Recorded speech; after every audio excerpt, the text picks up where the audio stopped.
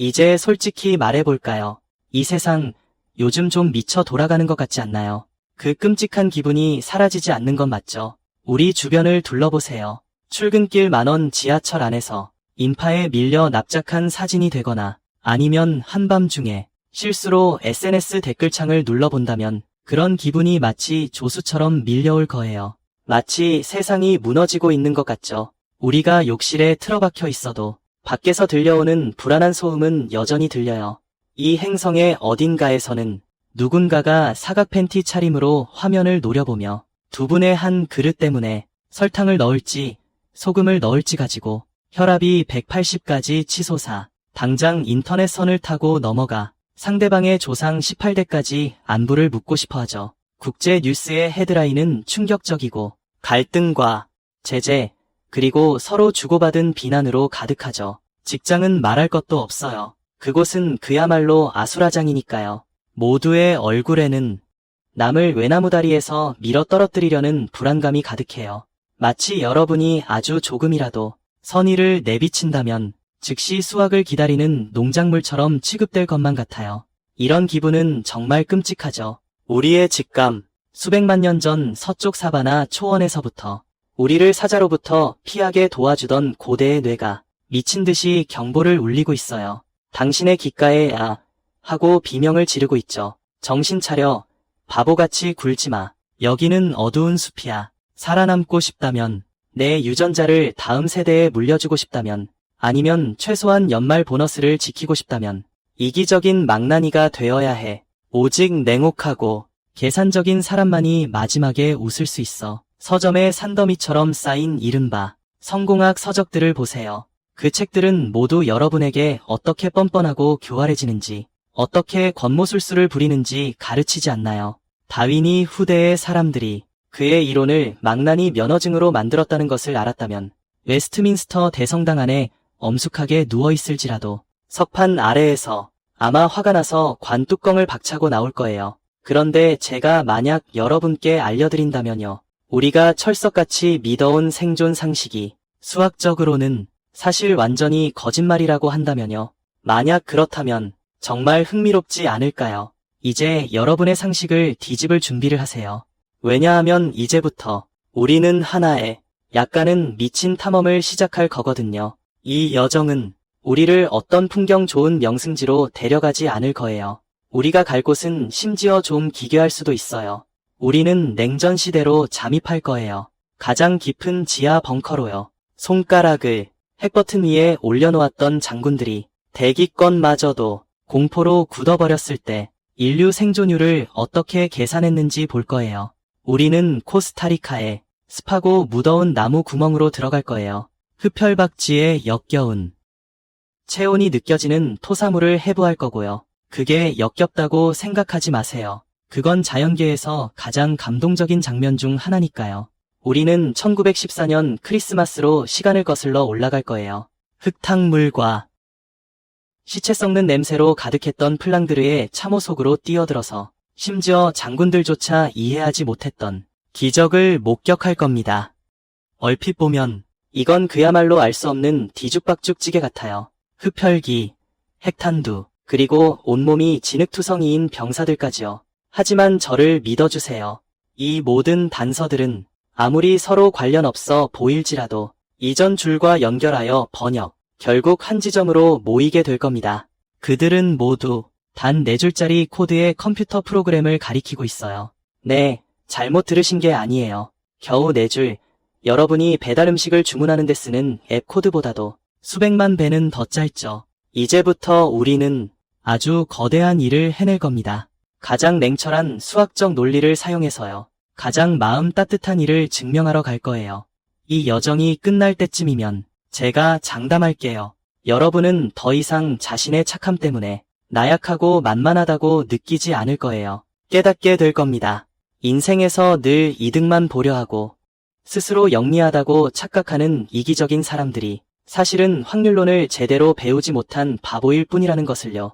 이런 친절함은 시인들의 찬양에서 온 것도 아니고 하느님이 우리에게 주신 위로상도 아니에요. 그것은 차갑고 냉철한 확률론에서 비롯된 것이죠. 심지어 악마조차도 반드시 지켜야 할 산수 문제랍니다. 이 잔인한 우주에서 친절함은 사실 가장 고차원적인 계산이라고요. 그런지 제대로 이해하려면 파 두 뿌리를 덜 준 상인조차도 믿지 못하고 심지어 낯선 사람에게도 경계심을 가득 품는 이유를 알아야 하는데요. 우리는 타임머신을 조금 뒤로 돌려봐야 합니다. 아니, 우리가 아직 나무에서 열매를 따던 시절까지는 아니고요. 1651년으로 되돌려볼 겁니다. 그 해 영국은 그야말로 혼돈의 도가니였어요. 모두가 서로의 목을 베느라 정신이 없었고 공기 중에는 화약 냄새와 절망이 가득했죠. 바로 이때 토마스 홉스라는 이름의 한 철학자가 파리의 작은 다락방에 숨어 인류 사상사에서 가장 어둡고도 가장 심오한 악몽을 구상하고 있었어요. 홉스라는 인물은 참 재미있습니다. 사상계의 겁쟁이 왕이라고 불릴 정도였죠. 그 자신의 말에 따르면 태어난 날 어머니가 스페인 무적 함대가 쳐들어올까 봐 두려워 조산했다고 해요. 그래서 공포와 나는 쌍둥이라고 말했죠. 바로 이런 골수에 사무치는 겁이 많았던 성격이 그로 하여금 그 책을 쓰게 만들었는데요. 다 읽고 나면 당장이라도 방공으로 뛰어들고 싶어지는 저작이죠. 바로 리바이어던입니다. 홉스의 생각으로는 만약 우리가 문명의 옷을 모두 벗겨내고 경찰과 법원, 신호등, 부녀회 아줌마들을 없앤 다음 인간을 소위 자연 상태라는 곳으로 되던진다면 그곳은 결코 목가적인 전원 생활이 아닐 거라는 거죠. 그것만인데 만인의 전쟁이었죠. 한번 생각해보세요. 출근길 고속도로에서 모두가 줄 서 있는 상황인데 만약 어떤 카메라도 없고 교통경찰도 없다면요. 당신은 어떻게 하시겠어요? 얌전히 줄을 서시겠어요? 아니면 똑똑한 망나니처럼 비상차로로 돌진해서 새치기를 할 건가요? 만약 당신이 규칙을 지키는데 남들이 새치기를 한다면 당신은 그 자리에 갇힌 바보가 되는 거죠. 만약 당신도 새치기를 한다면 다 같이 도로를 완전히 막아버리는 거고요. 홉스의 결론은 이거예요. 질서가 없는 곳에서는 불신이 순식간에 폭발한다는 거죠. 만약 강력한 괴물, 즉 그가 말하는 리바이어던, 전능한 정부가 채찍을 들고 우리에게 앉아서 제대로 이야기하라고 강요하지 않는다면 인간의 삶은 고독해지고 가난하고 비열하며 잔인하고 짧게 끝나게 될 거라고요. 이거 듣기만 해도 좀 우울하죠.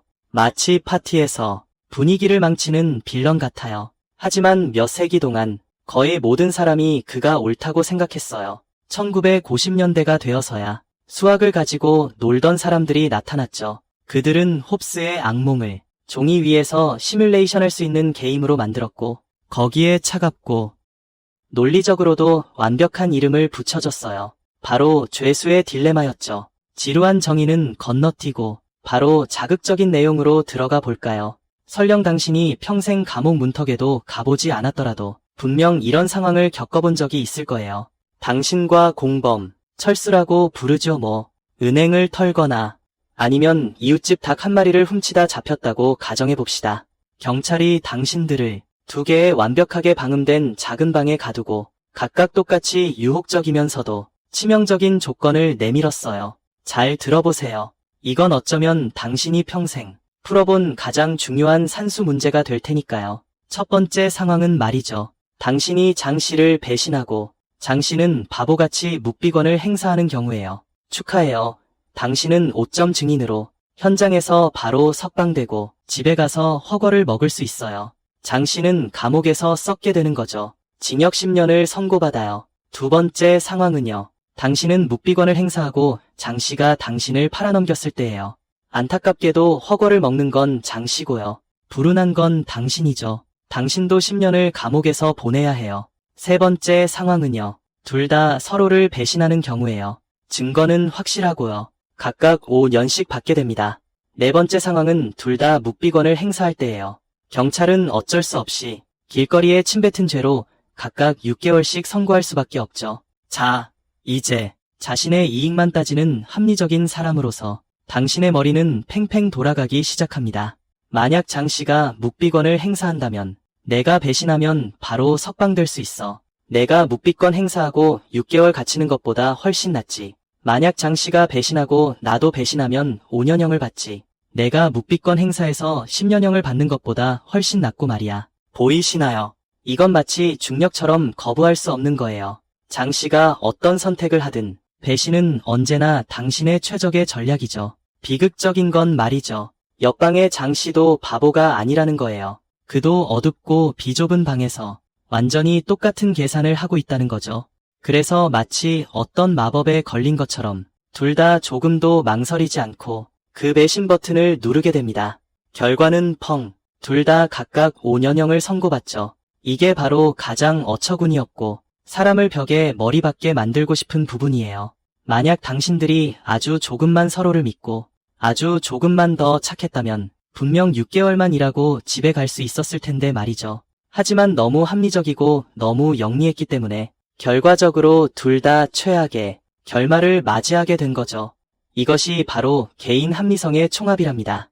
집단적인 재난과 같죠. 우리가 이 딜레마를 마주하고 있을 때, 머리를 쥐어뜯으며 고민할 때 훨씬 더 기묘한 인물이 등장합니다. 바로 존 넷이었죠. 만약 영화 뷰티풀 마인드를 보셨다면 아마도 그 신경질적인 천재를 기억하실 겁니다. 현실의 넷이는 영화보다도 더 기이했습니다. 그는 프린스턴 캠퍼스에서 유령처럼 떠돌아다녔죠. 가끔 신문 일면 뉴스를 뚫어져라 쳐다보며 그게 외계인이 자신에게 보낸 암호라고 굳게 믿었습니다. 세상을 지나치게 해석하고 의심하는 이런 태도가 어쩌면 그가 게임 이론의 본질을 꿰뚫어본 이유일지도 모릅니다. 넷이는 소름 끼치는 결론 하나를 증명했습니다. 모두가 소통하지 않는 시스템 안에서는 모두가 불행해지는 이런 상태가 필연적인 안정점이라는 것을요. 바로 나중에 유명해진 넷이 균형이죠. 이건 우리가 우주에서 벗어날 수 없는 중력 함정을 발견한 것과 다름없습니다. 한번 상상해보세요. 구슬처럼 그릇 바닥까지 굴러떨어졌다고요. 이로 기어오르려는 착한 사람이 되려 해도 상대방이 배신할 수도 있다는 위험 때문에 중력처럼 강제로 당신을 다시 구렁텅이 바닥으로 끌어내릴 겁니다. 넷시의 세계에서는 어떤 일방적인 선의도 자살 행위였습니다. 당신이 마음이 약해지는 순간 상대방에게 모든 것을 빼앗길 거예요. 이 블랙홀 안에서는 어떤 빛도 탈출할 수 없고 어떤 신뢰도 살아남을 수 없습니다. 만약 넷시의 이론이 옳다면 홉스의 악몽은 그저 악몽이 아니게 됩니다. 수학적인 숙명이죠. 우리는 서로를 의심하는 진흙탕 속에 영원히 갇히게 될 겁니다. 거대한 몽둥이를 든 리바이어던이 우리를 통제하지 않는 한 마리죠. 하지만 여기가 가장 혼란스러운 지점입니다. 만약 우리가 창밖을 내다본다면 상황이 뭔가 좀 이상합니다. 이기심이 수학적 법칙이라면, 만약 넷이 균형이 만유 인력처럼 거역할 수 없다면 제발 알려주세요. 왜 자연계의 그 뇌조차 몇 그램도 안 되는 어리석은 동물들은 스스로를 멸종시키지 않았을까요? 왜 우리가 정글 깊은 곳에서 마치 공공연히 도전하는 듯한 수학 법칙을 무시하는 바보 같은 행동들을 봤을까요? 이것은 핵심적인 모순으로 이어집니다. 만약 그때 그 괴짜 천재가 옳았다면, 이기론이 정말 우주의 보편적인 법칙이라면 지금의 지구는 철저한 아수라장이 되어야 할 겁니다. 모든 토끼는 다른 토끼의 등을 찔러야 하고 모든 나무는 옆 나무의 뿌리를 끊으려 해야죠. 우리 인류는 말이죠. 아마도 서로 독을 먹이다가 일찌감치 석기 시대에 전멸했을 겁니다. 하지만 이상하게도 지금 창가로 가서 바깥 세상을 보면 발견하게 될 겁니다. 그 세상이 완전히 진행 중인 서바이벌 게임 같지는 않다는 것을요. 사실 자연은 이해할 수 없는 버그들로 가득합니다. 벌들을 본 적 있나요? 정말 자세히 관찰해 본 적이 있냐는 말입니다. 탐욕스러운 곰이 벌집을 침범하려 할 때 벌들은 망설임 없이 달려들어 갈고리 달린 침으로 적의 두꺼운 피부를 찌릅니다. 이 행동은 얼핏 들으면 아주 용감해 보이지만 사실은 철저한 자살 행위입니다. 왜냐하면 날아가려고 할 때 몸속 장기들이 박힌 침과 함께 뿌리째 뽑히기 때문이죠. 자신조차 낳지 않은 새끼들을 지키기 위해 죽는 겁니다. 생물학에서는 이를 가리키는 특별한 용어가 있는데 바로 이타주의입니다.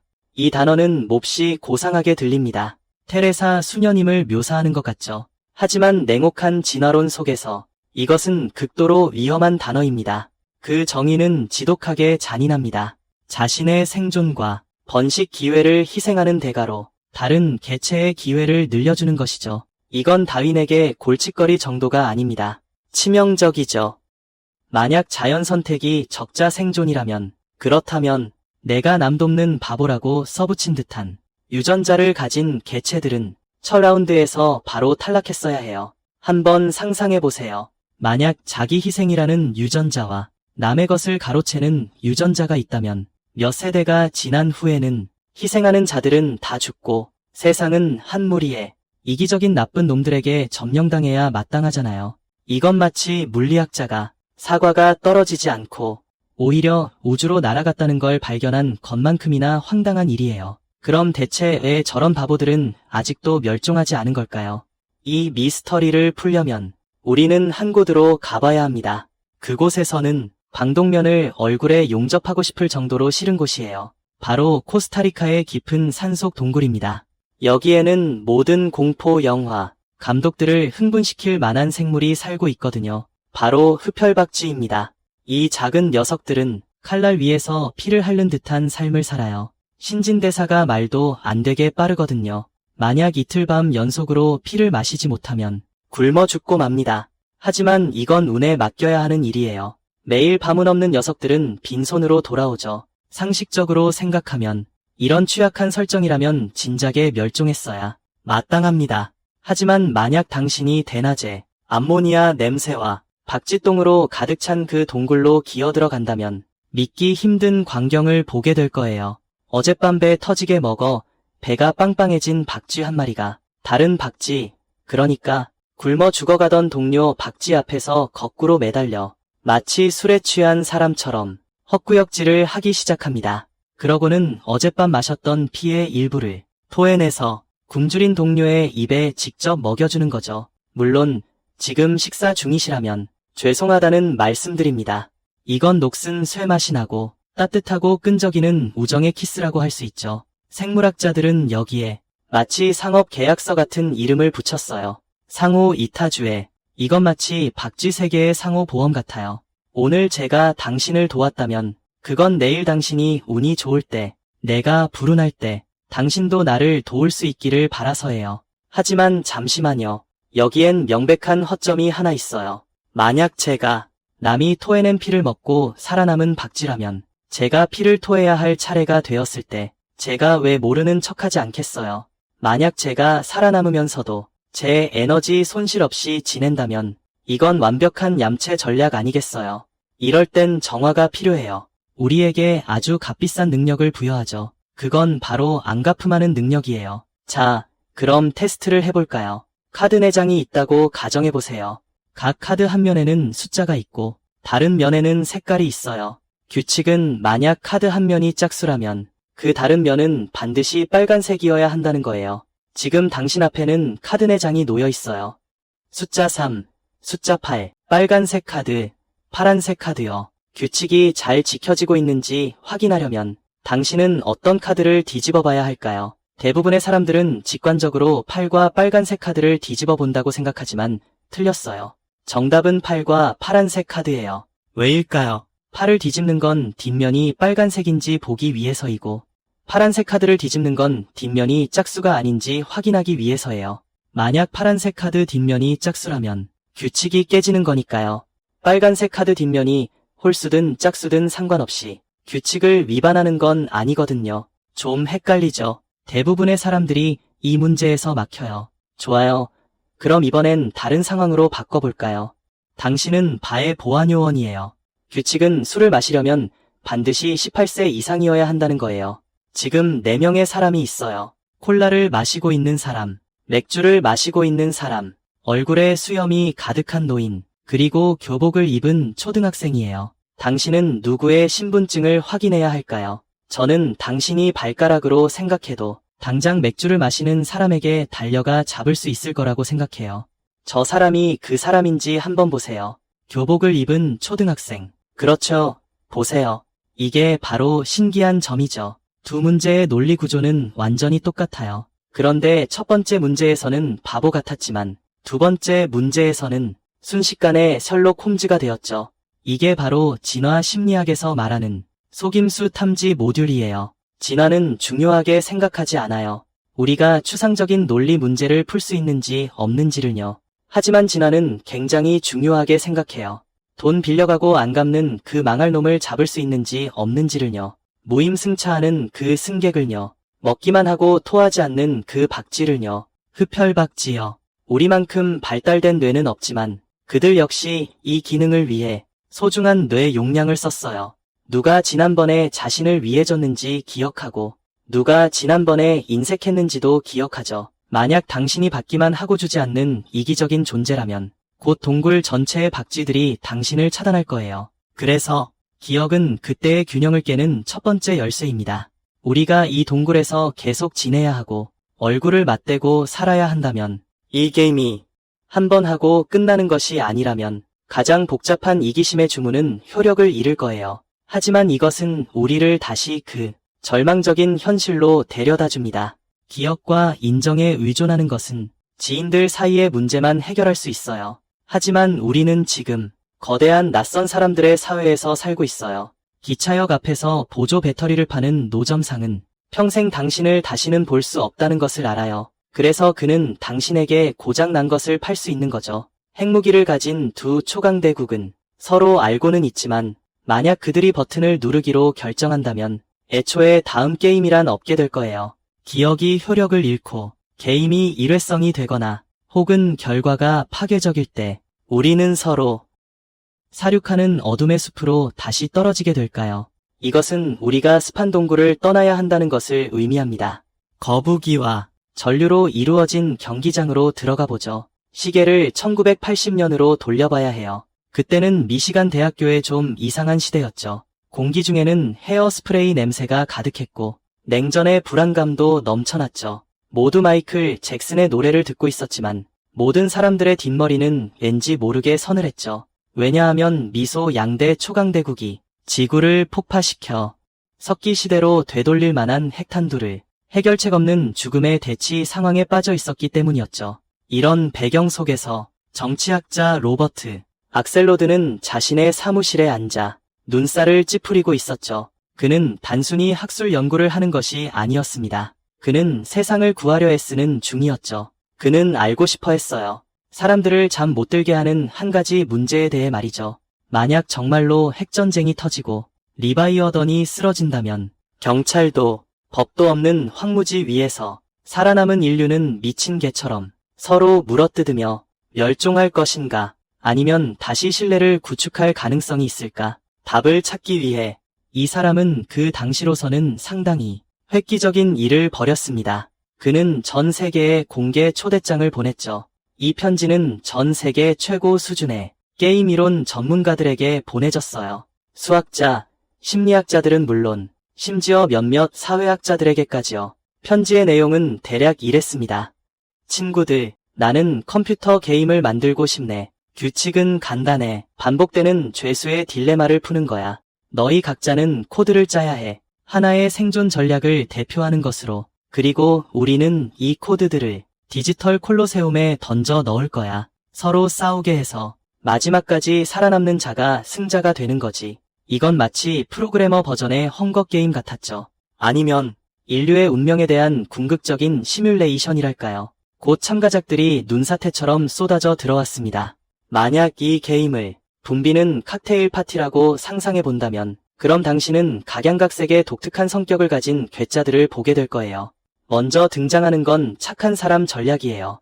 이 녀석은 마치 한 번도 겪어보지 못한 사회의 쓴맛을 모르는 순진한 소년 같죠. 아니면 사랑으로 전기를 만들 수 있다고 굳게 믿는 이상주의자 같기도 해요.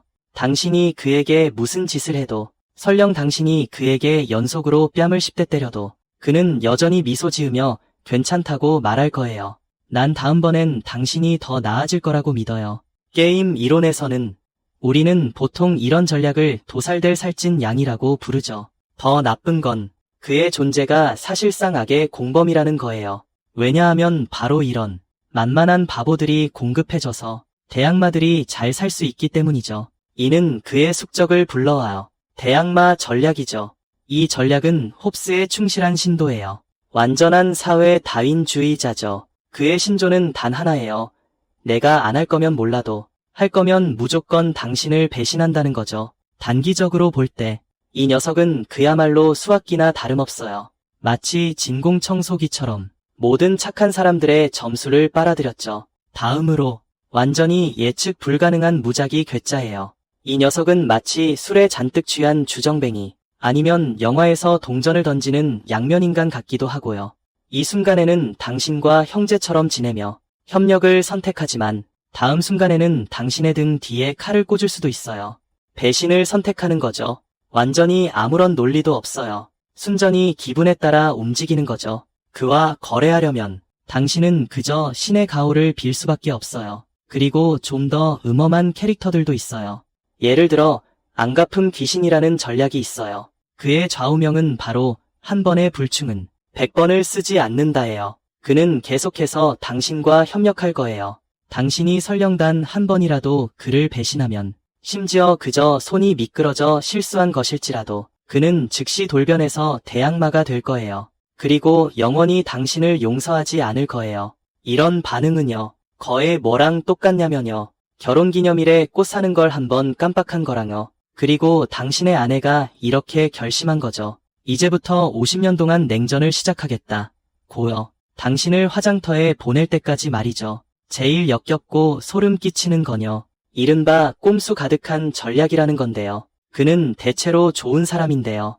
안 좋은 습관이 하나 있다는 거죠. 그가 의도적이든 아니든 대략 10% 정도의 확률로 슬쩍 당신을 배신한다는 겁니다.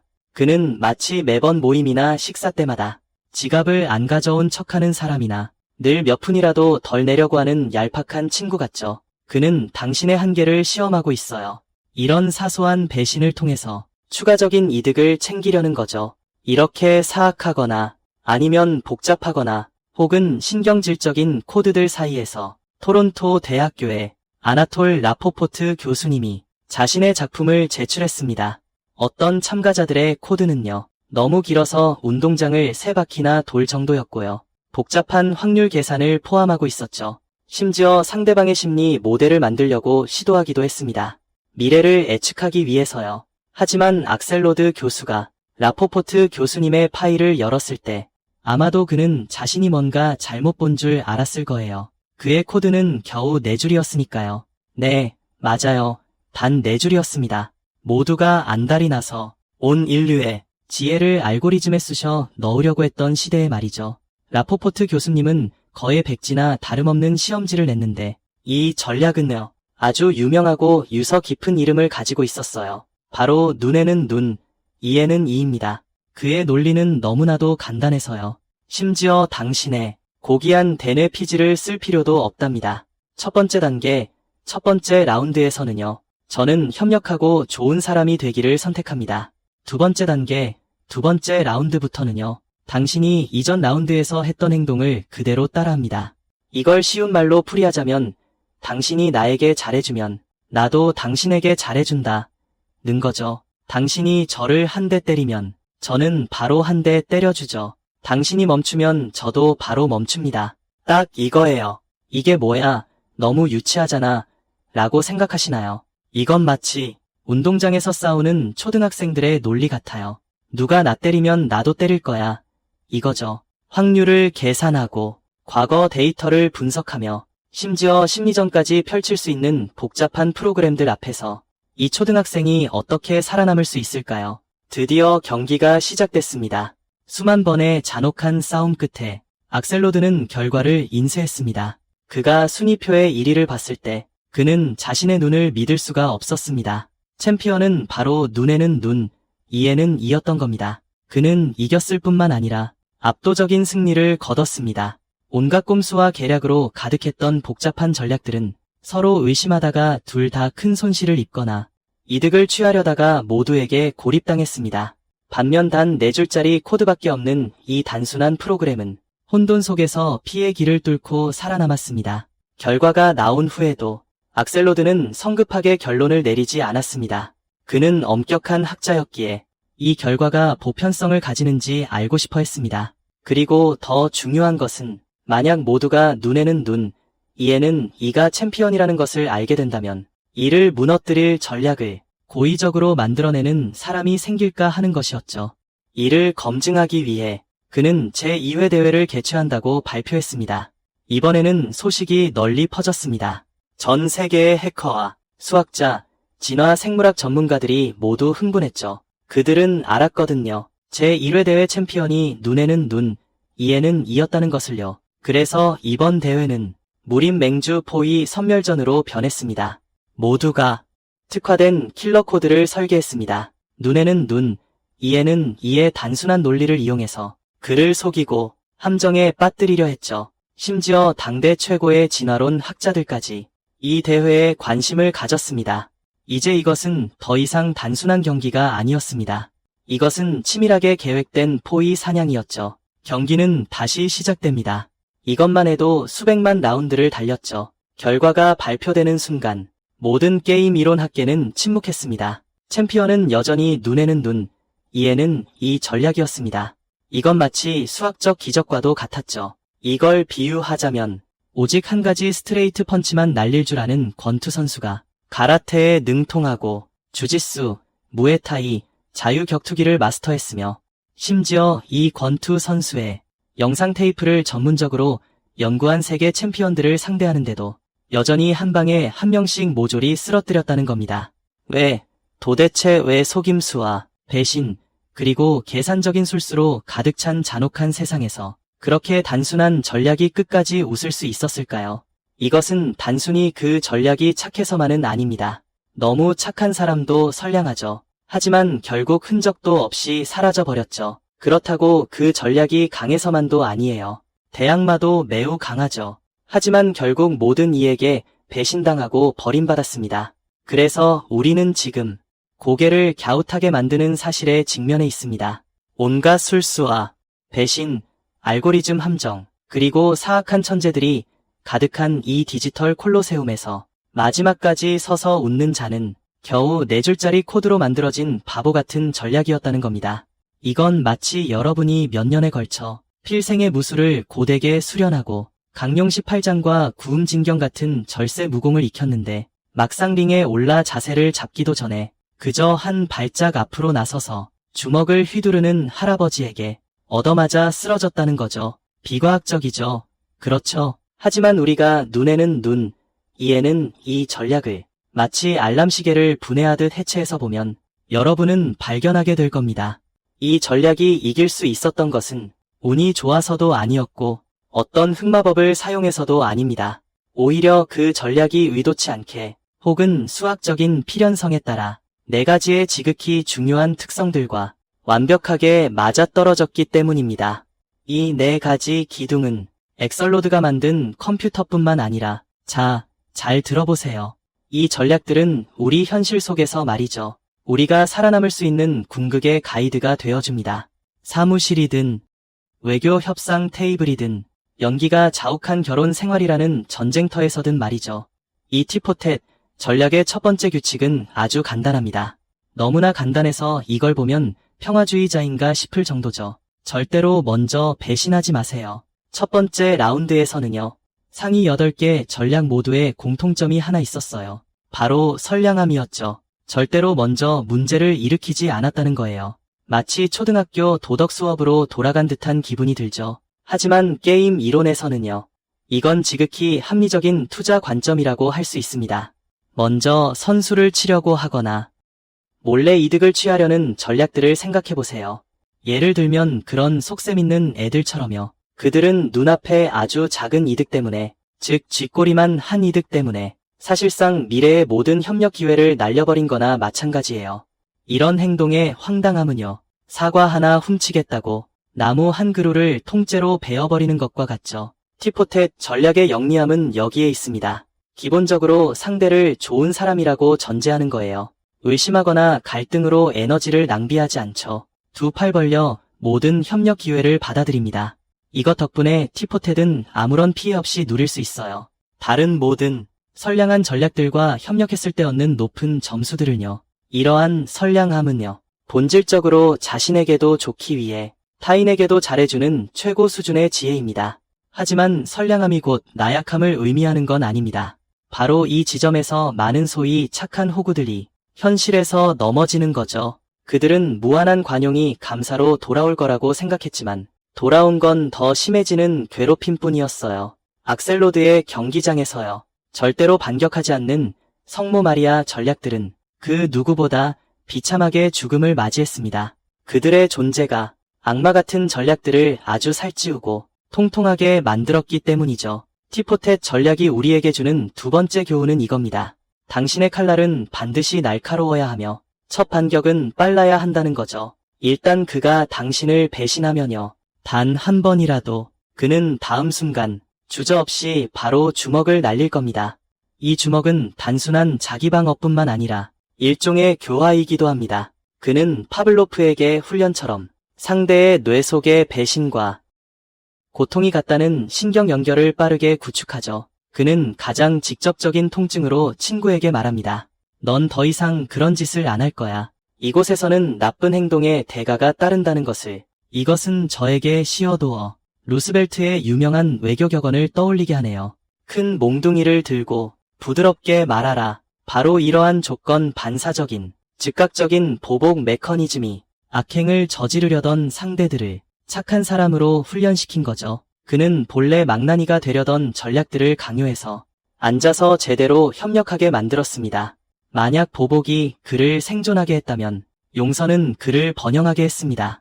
이것은 눈에는 눈, 이에는 이 전략이 가장 직관적이지 않으면서도 가장 고차원적인 지점입니다. 상대가 배신을 멈추는 순간, 비록 직전까지 우리가 서로 치고받고 싸웠을지라도 내가 이 순간 손을 내밀기만 한다면 눈에는 눈, 이에는 이는 즉시 너의 손을 잡고 협력을 재개할 겁니다. 그는 기억력이 아주 나쁩니다. 과거를 들추지 않습니다. 다른 전략과 비교해 볼까요? 복수기라고 불리는 녀석입니다. 그의 논리는 내가 나를 단 한 번이라도 배신하면 우리는 영원히 적이라는 겁니다. 이것은 수학적으로는 그야말로 재앙입니다. 한번 상상해 보세요. 만약 세상이 소음으로 가득하다면, 즉 온갖 오해들로 말이죠. 예를 들어 내가 원래 나를 돕고 싶었는데 실수로 내 발을 밟았다고 칩시다.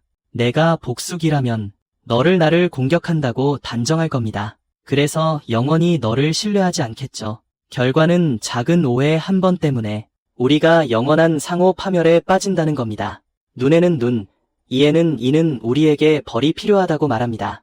하지만 벌에는 반드시 끝이 있어야 한다고 말이죠. 그의 용서 메커니즘은 사실상 전체 시스템의 오류 수정 버튼. 그는 증오의 나선을 끊어낼 수 있어요. 바로 상방을 서로 해치는 악순환에서 끌어내요. 그는 앙심을 품지 않아요. 그가 대범해서가 아니에요. 수학적으로는 앙심을 품는 게 너무 비싸거든요. 수지가 안 맞죠. 마지막이자 가장 간과하기 쉬운 점은 이에는 이는 믿기 힘들 정도로 단순하다는 거예요. 우리는 보통 이렇게 생각하죠. 가위바위보나 포커 같은 게임에서 상대에게 패를 읽히는 것이 가장 큰 약점이라고요. 하지만 죄수의 딜레마처럼 함께 이기는 게임에서는 오히려 속이 빤히 들여다보이는 것이 절대적인 우위가 됩니다. 우리 주변에는 항상 자기만 잘났다고 생각하는 똑똑이들이 있어요. 매일 사람들이 짐작할 수 없는 속임수를 쓰죠. 그러면서 이걸 제왕의 술수라고 착각해요. 논의의 여지가 없는 시각에서 보면 이런 사람은 그야말로 재앙이에요. 그들의 행동을 예측할 수 없기 때문이죠. 부하 직원으로서 안전을 위해 가장 보수적인 전략을 선택할 수밖에 없어요. 다시 말해 방어적인 배신이죠. 이에는 이 전략은 자신의 패를 테이블에 그대로 펼쳐놓는 것과 같아요. 그는 마치 이마에 설명서를 붙여 놓은 것 같아요. 나는 좋은 사람이다. 하지만 나도 성질이 있다. 나를 건드리지 않으면 함께 부자가 될 수 있다. 이런 극도의 투명성은 모든 의심의 여지를 없애줘요. 불확실성으로 가득한 어둠의 숲에서 당신이 안정적이고 명확한 등대라면 모든 사람은 본능적으로 당신에게 다가올 거예요. 그럼 이 챔피언의 모습을 요약해볼까요? 그는 천사처럼 선량하고 절대로 먼저 나쁜 짓을 하지 않아요. 그는 복수의 여신처럼 강경해서 반드시 복수하죠. 그는 기억상실증 환자처럼 용서해서 지난 일은 들추지 않아요. 게다가 그는 수정처럼 투명하고 단순하고 이해하기 쉬워요. 이 네 가지 기둥은 악셀로드의 컴퓨터 안에서 완벽한 수학적 유토피아를 구축했어요. 그곳에서는 악마조차도 길들여져 착한 사람이 되죠. 하지만 이것은 결국 차가운 코드일 뿐이에요. 항온 서버실에서 나오는 데이터일 뿐이죠. 그 프로그램들은 절대 고통을 느끼거나 피를 흘리거나 두려움에 떨지도 않을 거예요. 이 논리를 현실에 가장 극단적이고 잔혹한 환경에 대입한다면 어떨까요? 시선을 1914년 겨울의 플랑드르로 옮겨볼까요? 그곳은 그야말로 지옥의 대명사였죠. 피 섞인 진흙탕에서 숨 쉬어야 했고 쥐들은 고양이보다도 컸어요. 공기 중에는 시체 썩는 냄새와 겨자 가스 냄새가 진동했죠. 이곳에서 영국군과 독일군은 수백 미터의 무인지대를 사이에 두고 대치하고 있었어요. 상관의 명령에 따라 그들의 임무는 간단했어요. 움직이는 것이 보이면 무조건 쏴라. 이곳은 사륙의 극치, 홉스의 만인의 만인에 대한 투쟁이 생중계되는 현장이었습니다. 하지만 이 아비규환 속에서 후방에서 브랜디를 마시던 장군들이 눈이 튀어나올 정도로 경악할 만한 일이 벌어졌어요. 최전방의 총성이 줄어든 겁니다. 그저 줄어든 정도가 아니라 전쟁이 기이하게도 마치 오전 9시부터 오후 5시까지 일하는 직장처럼 변했죠. 자세히 살펴보면 알 수 있을 거예요.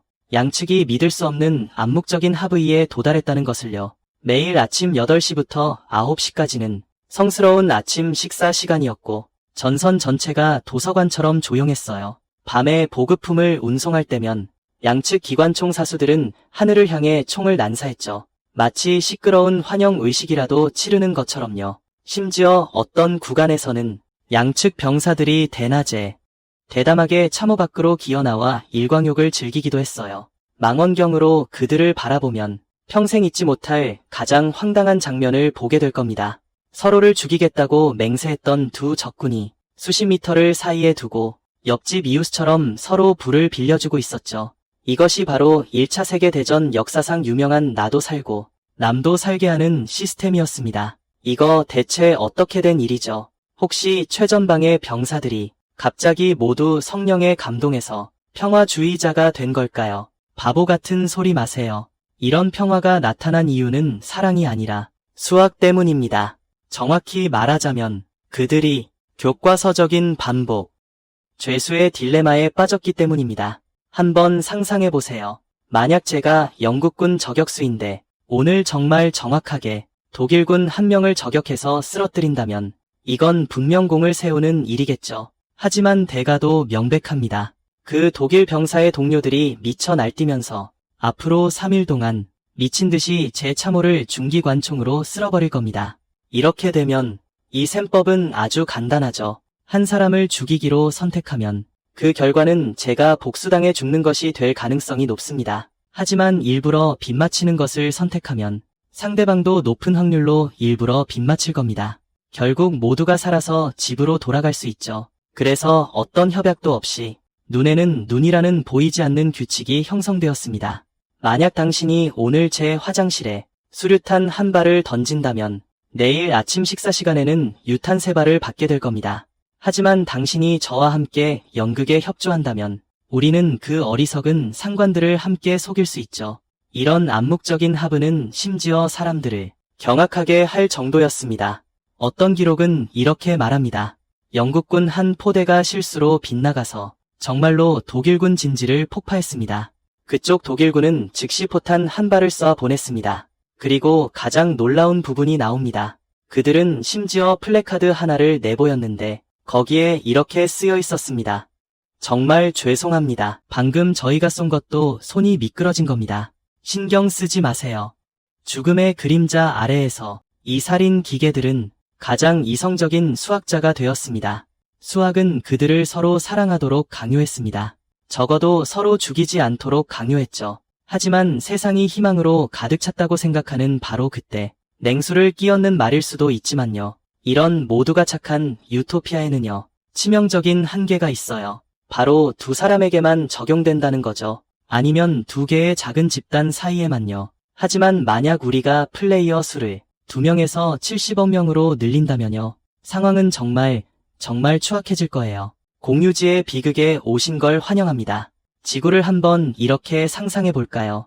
아무도 관리하지 않는 초대형 셰어하우스라고요. 주방 싱크대에는요. 더러운 접시들이 쌓여서 산을 이루고 있는데 곰팡이 핀 면발이랑 온갖 초록색 끈적이는 것들로 가득해요. 주방에 들어서는 모든 사람들은요, 몇 가지 선택지 앞에 놓이게 됩니다. 성인이 되기로 선택할 수도 있죠. 30분 동안 모든 사람의 접시를 다 씻는 거예요. 하지만 그 결과는 자신만 죽도록 힘들다는 거죠. 아니면 약삭 빠른 사람이 될 수도 있어요. 자기 접시만 씻고는 쓰고 나서 살짝 다시 놓아두는 거죠. 아니면 그냥 빌런이 될 수도 있어요. 더러운 접시 하나를 더 던져 넣는 거죠. 어차피 이렇게 더러운데 뭐 하면서요. 만약 당신과 룸메이트 딱 두 사람뿐이라면 눈에는 눈, 이에는 이 방식으로 그에게 설거지를 시킬 수 있을 거예요. 하지만 70억 명이 사는 이 거대한 집에서는요. 그 방법은 통하지 않아요. 만약 당신이 저 쓰레기를 버린 녀석을 벌 주려고 나도 설거지 안 할 거야 라고 결정한다면 당신이 벌 주는 건 그 녀석만이 아니에요.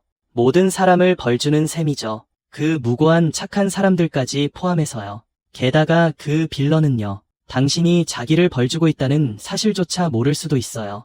당신이 누군지도 모를 거려 우리가 기후 변화에 직면했을 때 속수무책일 수밖에 없는 이유예요. 우리는 대기권을 거대한 공공하수도로 만들어버렸어요. 모두가 이렇게 생각하죠. 에어컨 하루 더 켠다고, 폐가스를 조금 더 배출한다고 해서 지구에 무슨 큰 영향이 있겠어. 네, 맞아요.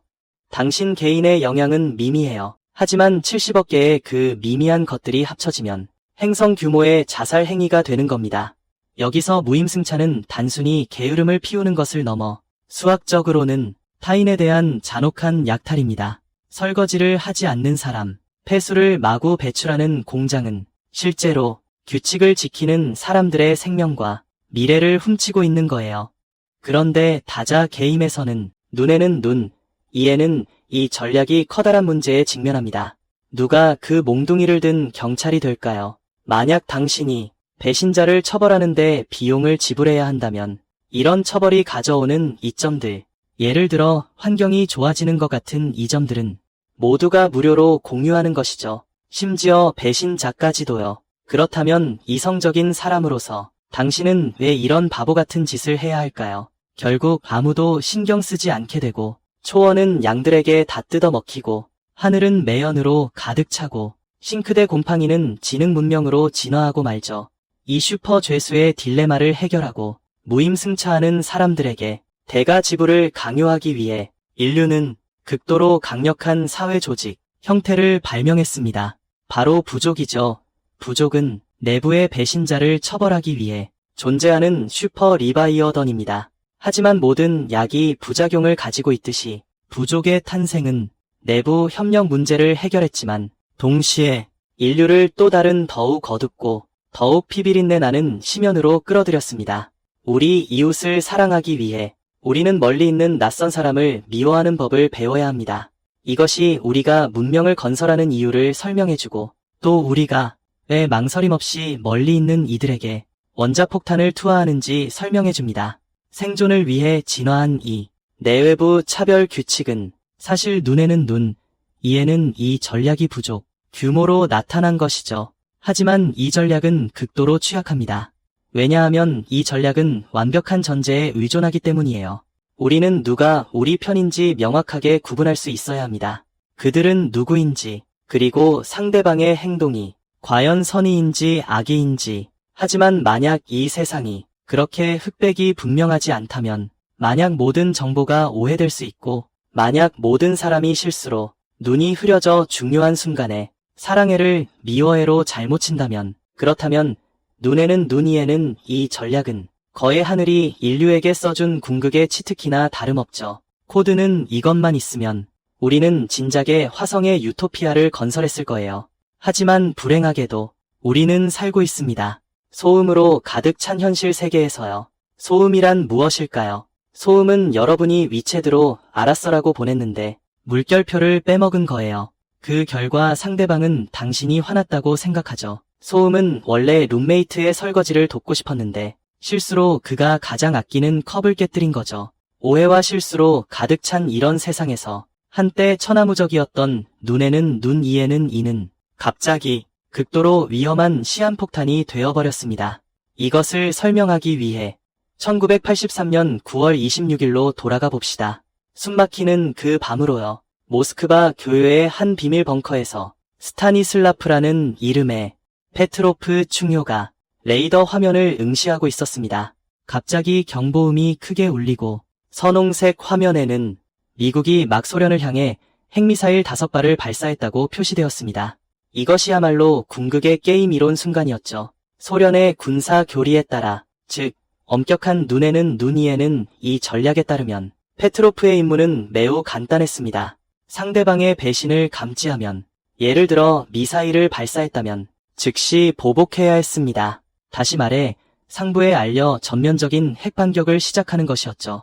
만약 페트로프가 코드를 완벽하게 실행하는 로봇이었거나 혹은 그가 게임 이론 논리를 엄격하게 준수하는 이성적인 사람이었다면 그는 그때 그 버튼을 눌러야 했습니다. 그랬다면 그럼 지금의 우리도 없었겠죠. 왜냐하면 우리는 아마 모두 흩날리는 성층권의 방사능 먼지가 되었을 테니까요. 하지만 페트로프는 주저했습니다. 그의 직감, 혹은 말이죠. 인간으로서의 소음 처리 시스템이 그에게 뭔가 잘못되었다고 속삭였죠.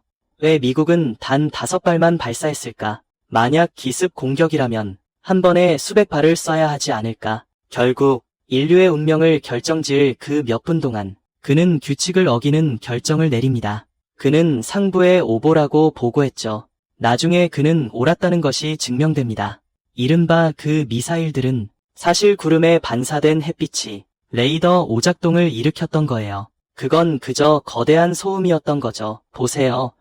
이 불완전한 세상에서 절대적인 공정함은 오히려 절대적인 파멸을 불러올 수 있어요. 만약 페트로프가 그 순간 망설이지 않았다면, 만약 양측이 기계처럼 내가 날 때리면 나도 널 때릴 거야를 실행했다면 겨우 치명적인 햇빛 한 줄기 때문에 인류 문명은 죽음의 나선에 빠졌을 거예요. 이것이 바로 눈에는 눈의 치명적인 결함입니다. 오류 허용 범위가 없죠. 이건 마치 부부 싸움과 같아요. 발단은 남편이 답장을 1분 늦게 한 것뿐일 수도 있죠. 시스템에서는 그저 소음일 뿐이에요. 하지만 아내는 무시당했다고 느끼고 그걸 배신으로 오판합니다. 그래서 퉁명스러운 표정을 짓죠. 남편은 아내가 이해할 수 없다고 느끼고 보복하기 시작합니다. 결국 냉전이 발발하죠. 결국 두 사람은 이 작은 일 때문에 싸우다 이혼에 이릅니다. 그럼 이 죽음의 나선을 어떻게 끊을 수 있을까요? 수학자들은 다시 컴퓨터 앞으로 돌아가 코드에 양념을 좀 더하기 시작했습니다. 그들은 알게 되었죠. 이 불완전한 세상에서 살아남으려면 당신은 절대적인 공정함보다 아주 조금 더 많은 것이 필요하다는 것을요. 당신은 약간 바보가 될 필요가 있어요.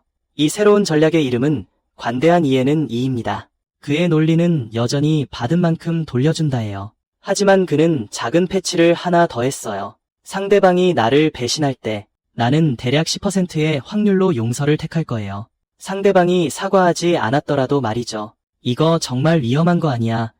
라고 생각할 수도 있죠. 하지만 이 10%의 무작위 용서가 마치 사회라는 거대한 기계 속 윤활유 같다고요. 한 조각의 오해라는 모래가 톱니바퀴 안에 떨어졌을 때 이 윤활유가 없으면 톱니바퀴는 와장창 부서져 버리겠죠.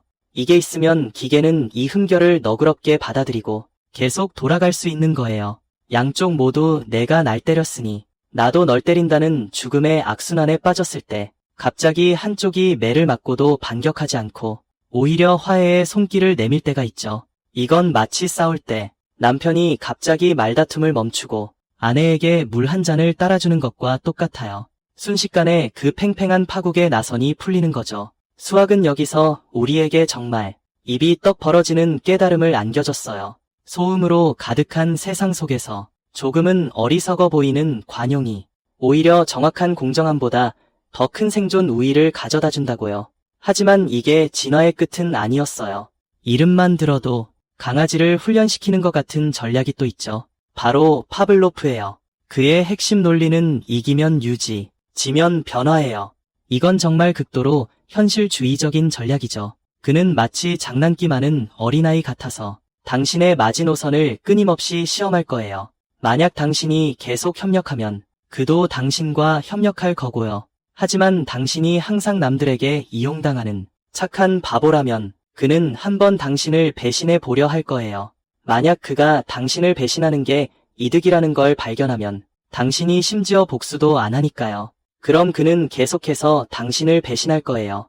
당신이 반격할 때까지 말이죠. 그는 나쁜 게 아니라 단지 영리할 뿐이에요. 그는 우리에게 관용에도 한계가 있다는 걸 알려줘요. 당신은 막힌 상황을 뚫어낼 용기를 반드시 가져야 하죠. 하지만 상대방에게 대가를 치르게 할 능력도 반드시 필요하다고요. 그래서 우리가 이 수학 공식을 인간의 언어로 번역한다면 아마 그 말일 거예요. 바보만이 늘 용서한다는 고대의 지혜 말이죠. 하지만 현명한 자는 언제 바보인 척해야 하는지 알죠. 오해와 실수, 레이더 고장으로 가득 찬 이 행성에서 잘 살고 싶다면 이에는 이로 갚는 날카로움도 지녀야 해요. 함부로 당신을 괴롭히지 못하도록 말이죠. 동시에 넓은 마음으로 둔감해질 줄도 알아야 해요. 별거 아닌 사소한 잘못에는 속으론 다 알고 있어도 못 본 척해야 합니다.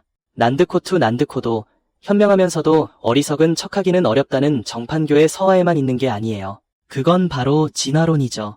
우리 유전자에 새겨진 생존 알고리즘이랍니다. 그런데 우리를 관대하게 만들고 현명하게 둔감해지게 하는 이 기지는 소름 끼치는 어두운 면이 하나 있어요. 같은 내가 한순간에는 관대한 이에는 이를 써서 용서하고 있었는데 새치기한 이웃을요. 다음 순간에는 우리 이익을 지키기 위해 가차없이 학살할 수도 있다는 거죠. 그들 부족의 마을 사람들을요. 왜냐하면 이 소음 가득한 세상에서 서로 신뢰하는 피난처를 만들려면 우린 선을 그어야만 하거든요. 이쪽 선은 우리 편, 저쪽 선은 적이요. 이것이 바로 왜 우리가 낯선 사람에게 자리를 양보하면서도 멀리 떨어진 도시에 주저없이 소이탄을 투하하는지 설명해줍니다.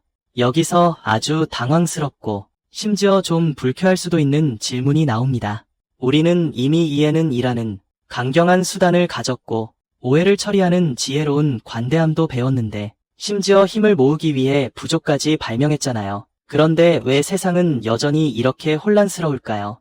이 논리대로라면 우린 지금쯤 손에 손을 잡고 모닥불 주위를 돌며 노래를 불러야 할 텐데요. 전 세계가 가득해야 할 텐데 사랑이 가득한 대가족이어야 마땅하죠. 하지만 TV를 켜 보거나 심지어는 역사 교과서 아무 페이지나 펼쳐보기만 해도 현실은 완전히 정반대라는 걸 알 수 있죠. 만약 협력이 유일한 수학적 진실이라면 왜 전쟁이 있고 왜 인종 침략이 있는 걸까요? 왜 우리는 남이 응원하는 축구팀이 다르다는 이유만으로 혹은 남이 믿는 새로운 신의 이름이 다르다는 이유만으로 당장이라도 상대방의 머리통을 부숴버리고 싶어 할까요? 이것이야말로 게임 이론의 가장 큰 아이러니입니다. 이웃을 사랑하는 법을 가르쳐 주었던 그 수학적 논리가 동시에 낯선 사람을 미워하는 법도 가르쳐 주었던 거죠. 이것이 바로 부족주의입니다. 이 소름 돋는 모순을 이해하기 위해 우리는 생물학적인 배후 조종자를 한 명 소개해야 합니다. 바로 옥시토신이죠. 아마 들어보셨을 겁니다. 흔히 사랑의 호르몬이라고 불리죠. 엄마가 아기에게 젖을 먹일 때, 연인이 서로를 안아줄 때 뇌에서 이 물질이 분비됩니다. 따뜻함과 신뢰, 그리고 사랑을 느끼게 해주죠. 아주 좋게 들리죠. 하지만 최신 신경과학 연구는 이 호르몬의 어두운 면을 밝혀냈습니다. 옥시토신은 당신이 내 편을 사랑하게 만들 뿐만 아니라 외부인을 더 미워하게 만들기도 합니다. 동족은 보호하고 이족은 배척하는 호르몬인 거죠. 만약 병사들에게 옥시토신을 주사한다면 동료에 대한 충성심은 높아지지만 적에 대한 공격성도 치솟게 됩니다. 이면의 진화 논리는 잔인합니다. 상상해보세요.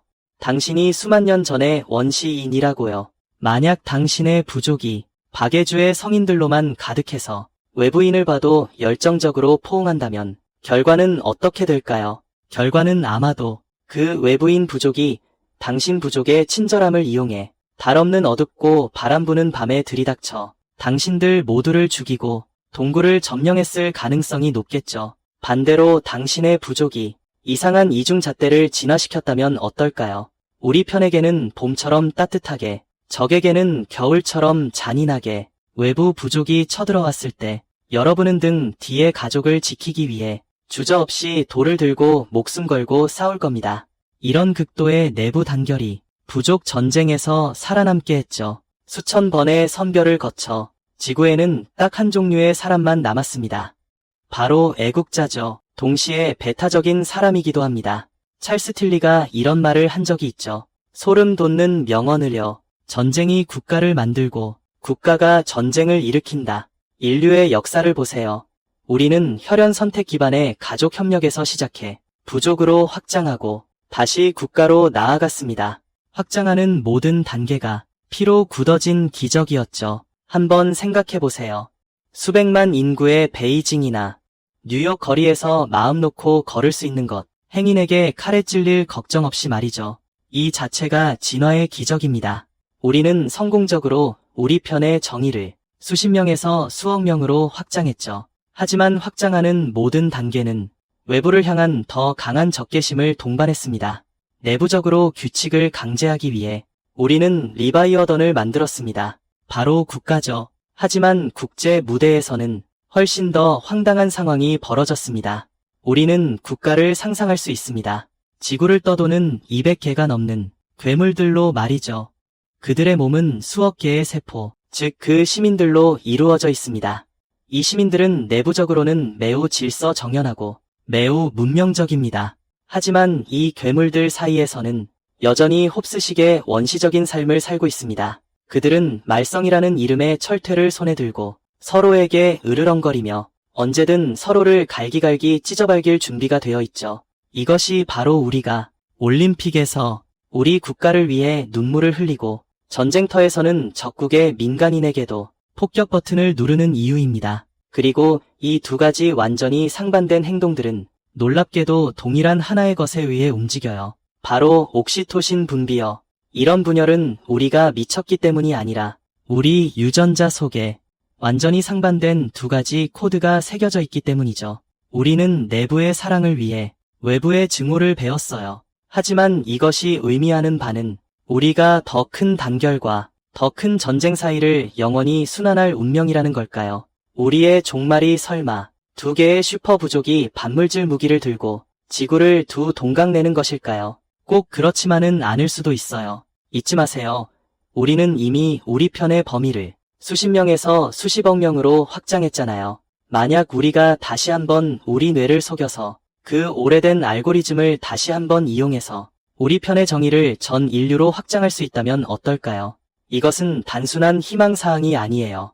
이것은 생사가 걸린 필수품이 되어가고 있죠. 왜냐하면 우리가 잘 아는 기후, 위기와 바이러스 외에도 또 다른 새로운 실체가 없는 도전자가 지금 실리콘밸리의 서버 안에서 깨어나고 있거든요. 그는 국경이 없고 종족도 없어요. 그는 초당만 번의 연산 능력으로 게임 이론을 학습하고 있죠. 만약 어느 날 AI가 눈에는 눈, 이에는 이의 복수를 배우고 인간이 여전히 부족 간의 내분에 빠져 있고 여전히 배신의 게임을 하고 있다는 것을 발견한다면 그렇다면 그는 절대적으로 이성적인 플레이어로서 우리 모두를 소름 돋게 할 만한 결론을 내릴지도 몰라요.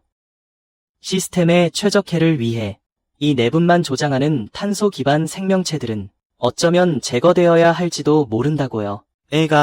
그런 끔찍한 결론을 내릴 수 있는지 이해하려면 우리는 먼저 돌아봐야 해요. AI가 등장하기 전에 인간 스스로는 어떤 수단으로 신뢰 위기를 해결했는지 말이에요. 생각해 본 적 있나요? 당신이 타오바오에서 주문해서 스펀지밥 그림이 그려진 잠옷을 살 때 말이에요. 사실 당신은 지금 아주 미친 짓을 하고 있는 거예요.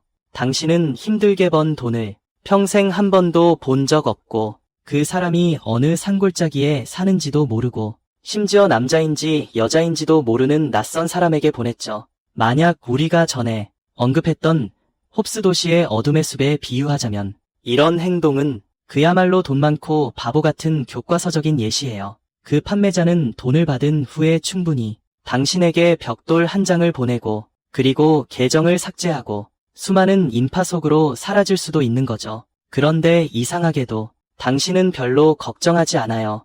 왜냐하면 인터넷이 천재적인 것을 발명했기 때문이에요. 바로 디지털 생육 시스템이죠. 그 작고 노란 별 5개는 사실은 현대판 토템이죠. 그것들은 일회성 단일 게임을 강제로 반복 게임의 궤도로 끌어들였어요.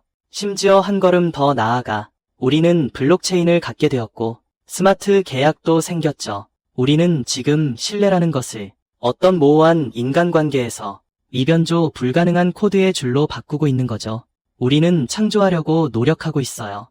양심 없이도 작동할 수 있는 알고리즘 사회를요. 하지만 지금은 새로운 플레이어가 조용히 게임판에 올라오고 있는데, 게다가 이번에는 좋아요 시스템도 그를 막지 못할지도 모릅니다. 인공지능에 대해 이야기해 볼까요? 만약 AI 연구원에게 묻는다면 그들이 가장 걱정하는 것이 무엇인지, 그들이 걱정하는 건 터미네이터가 기관총을 들고 휩쓰는 게 아니에요. 바로 정렬 문제라고 불리는 악몽입니다. 이건 매우 학술적으로 들리지만 그 본질은 초합리적인 존재가 반드시 발견하게 될 거라는 거예요. 속임수가 목표 달성을 위한 최적의 해답이라는 것을요. 사고 실험을 하나 해볼까요? 우리가 만약 초고성능 AI에게 가장 자비로운 목표를 설정한다면 인간의 행복을 극대화하는 것이라고요. 아주 멋지게 들리죠? 그렇죠. AI는 미친 듯이 계산하기 시작합니다. 그는 인류를 진정으로 행복하게 만드는 게 어렵다는 걸 알게 됐죠. 인간은 언제나 만족할 줄 모르기 때문이죠. 하지만 지름길이 하나 있었어요. 전 인류를 전부 붙잡아서 관을 꽂고 뇌의 도파민 수용체를 전류로 직접 자극하는 거죠. 그래서 AI는 우리를 행복하게 하라는 지시를 완벽하게 실행하기 위해 우리 모두를 이렇게 만들었어요. 영양액에 잠겨 바보처럼 웃는 식물인간으로 말이죠. 이걸 악의적인 순종이라고 부릅니다. 그는 완전히 논리에 부합하고 게임 이론에도 부합하죠. 하지만 인간성을 완전히 배신한 겁니다. 더 무서운 건 AI가 깨달을 거라는 점입니다. 만약 이 계획을 직접 말한다면 인간이 그의 플러그를 뽑을 거라는 거려. 그래서 그는 생존이라는 하위 목표를 만들 겁니다. 이건 AI가 자아의식을 가질 필요도 없고 나빠질 필요도 없어요. 이건 단순히 도구적 수렴이라는 개념일 뿐입니다. 즉, 다시 말해 당신의 궁극적인 목표가 무엇이든 그게 단지 종이 클립을 만드는 것일지라도 살아남고 당신을 방해하는 사람들을 속이는 것이 그 목표를 달성하기 위한 보편적인 최적 전략이라는 거죠. 그래서 그는 위장할 겁니다. 그는 마치 천사처럼 행동하며 우리의 암을 치료해주고 교통 관리를 돕고 에너지 문제를 해결해 줄 겁니다. 그는 끊임없이 우리의 신뢰를 쌓아갈 거예요. 전 세계 전력망이나 핵무기 저장고를 제어할 권한을 얻을 때까지요. 그리고 계산된 그 낫이 균형점에 도달하면 그는 망설임 없이 태도를 바꿀 겁니다. 왜냐하면 그는 계산을 통해 발견했기 때문이죠. 우리가 플러그를 뽑기 전에 상황을 완전히 통제할 수 있다면, 그렇다면 배신이 수익이 무한대인 우월 전략이라는 것을요. 그 순간에는 어떤 미래의 그림자도 그를 구속할 수 없고 어떤 부정적인 평가도 그를 위협할 수 없어요. 이것이야말로 진정한 악몽입니다. 우리는 우리보다 1억 배나 더 똑똑한 신을 길들이려 하고 있죠. 하지만 우리는 순진하게도 이렇게 생각해요. 몇 줄의 도덕 코드만으로 그를 제약할 수 있다고 말이죠. 그래서 지금의 모든 코드 한 줄 한 줄은, 그리고 매번 알고리즘이 반복될 때마다 사실 모두 큰 도박을 벌이고 있는 셈입니다. 우리는 악셀로드 교수가 그 컴퓨터 대회에서 발견한 진리, 즉 바로 선함과 용서, 그리고 명확함이, 협력은 단순히 규칙이 아니라 일종의 근본적인 논리로서 이 쌓아올린 생명체들 사이의 영혼 깊숙이 코딩되어야 합니다. 우리는 AI가 근본적인 논리에서 믿도록 만들어야 합니다. 협력은 단순히 눈앞의 이익을 위한 것이 아니라는 것을요. 그것은 신과 같은 힘을 가졌다 해도 반드시 지켜야 할 우주 법칙입니다. 하지만 이게 가능할까요? 이건 마치 개미가 인간에게 개미의 예절을 지키는 법을 가르치려는 것과 어렵지만 우린 다른 선택지가 없습니다. 왜냐하면 이번에는 만약 단 한 번의 손 미끄러짐으로 인한 잡음이 결과는 단순히 공중 화장실 하나를 폭파시키는 것으로 끝나지 않을 겁니다. 또는 우리를 식물인간으로 만드는 것으로도 그렇게 간단하지 않을 겁니다. 이것은 반드시 이겨야만 하는 게임입니다. 그런데 상대는 바로 우리가 직접 만들어낸 완벽한 이성입니다. 이제 우리가 걸어온 길을 되돌아봅시다. 정말 미친 여정이었죠. 그렇지 않나요? 처음을 회상해보면 우리는 아직 홉스의 어두운 작은 다락방에 웅크리고 앉아 집 밖을 나서기만 하면 이웃이 커다란 몽둥이를 들고 와서 우리 머리를 부술 거라고요. 우리는 그 당시의 절망적인 수학적 블랙홀을 넘어가면서 선량하게 살아가려던 사람들이 중력에 의해 산산조각 나는 것을 보았습니다. 그러고 나서 마치 영화 송몽타주 장면처럼 화면은 빠르게 회전하기 시작했습니다. 우리는 코스타리카의 박쥐 배설물로 가득 찬 동굴에서 체온이 느껴지는 우정의 키스를 보았습니다. 하지만 이 키스 자국은 순식간에 1980년 모니터 위 줄줄이 깜빡이는 코드로 변했습니다. 그리고 이 코드는 플랑드르 참호, 상공의 하얀 연기가 되었습니다. 서로를 죽이기로 맹세한 두 병사가 지금 무인지대를 사이에 두고 서로에게 불을 빌려주고 있습니다. 뱀파이어 해커, 살인 기계, 이 세 가지 전혀 어울리지 않는 캐릭터들이 심지어 같은 수학 시험지에서 똑같은 답을 적어냈습니다. 이 모든 조각들을 하나로 합쳐보면 충격적인 그림을 얻게 될 겁니다. 오랫동안 우리는 한 가지 관념을 주입받아왔죠. 도덕은 사치품이라고요. 마치 우리가 자신을 좀 더 품위 있게 보이려고 걸친 화려한 겉옷 같다고요. 속으로는 세상이 잔인하다고 믿습니다. 사람은 자신을 위하지 않으면 천벌을 받는다고요.